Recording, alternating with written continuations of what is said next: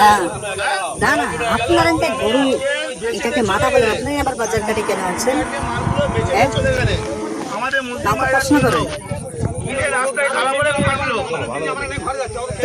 না না, তোদের তো এটা গরু মাথা, তোদের কি কোরবান টাইমে দাম কিনবে? এটা তো কোরবানির জন্য কিনবে। এটা আমরা তো কিনে নিয়ে যাবো, তোমরা তো পয়সা হাতে নেবে, পয়সা নিয়ে ঘরে যাবে, তাদের কিছু না, আমরা কিছু বাদে আমরা কাছে সব করবেন আসবে। আপনাদের মাথা আপনাদেরকে নিয়ে বেছে, আপনাদের এই গরুটা আপনাদেরকে রাখবেন, আপনারা গরু মাথাকে বলেন মা বেঁচে দিচ্ছে, এটা আবার কোরবান টাইমে কেন বেঁচে? এটা জিজ্ঞেস করো। না না, বাড়ি চলে যাচ্ছে, আর কিন্তু কোনো সমস্যা নেই, এটা কোনো কথা বলবে না, এনারাও করে খায়। কিন্তু আপনাকে বলছি এটা নিয়ে যান, আমরা কিন্তু এখন কোরবানি দিতে গিয়ে আপনারা তো এটাকে মাথা বলেন, এটা মাথা বা কেন বিক্রি করে দিচ্ছেন?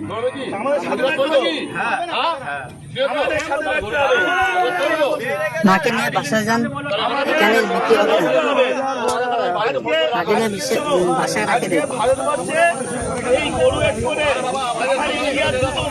আমরা তো কিনবো, কেনার পরে আপনার টাকা দিবা, টাকা দিয়ে আপনার বাসায় যাবে, তারপরে আমরা তো সবজি পাচ্ছি। আপনার যে গরুর মাথা, গরুকে নিয়ে ঘরে পূজা করার যান, মাকে মানুষের কাছে কেন মাকে বিক্রি করি? যাতে মা মারা যায় তাকে জন্য আমি বাজার ঘাটে বেচতে হবে, তাহলে এটা এরকম মাকে তো কলিং যায় রাখে, মার ভালোবাসা হলে কলিং যায়। আপনার মাকে আপনার কেন বিক্রি করতে হবে?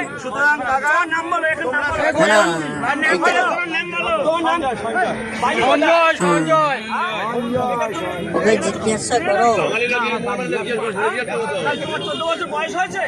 ভাই, এ দেখেন যে তারপরে বলবেন যে আমরা যে কুরবানি আমরা গরু কিনে আনি না, তারা ইচ্ছা করে। এখন তারা হিন্দু হয়ে আমাদের এখন নিয়ে গেছে কুরবানির ঈদ, কুরবানি দিতে তবে সেই বাজার ঘাটে নিয়ে আসলো, এই গরুটা তারা দেন নিয়ে আসলো বিক্রি করার জন্য। আবার এখন যে মুসলিম গরু কিনবে এখন কুরবানি এখন তারা কিনবে না।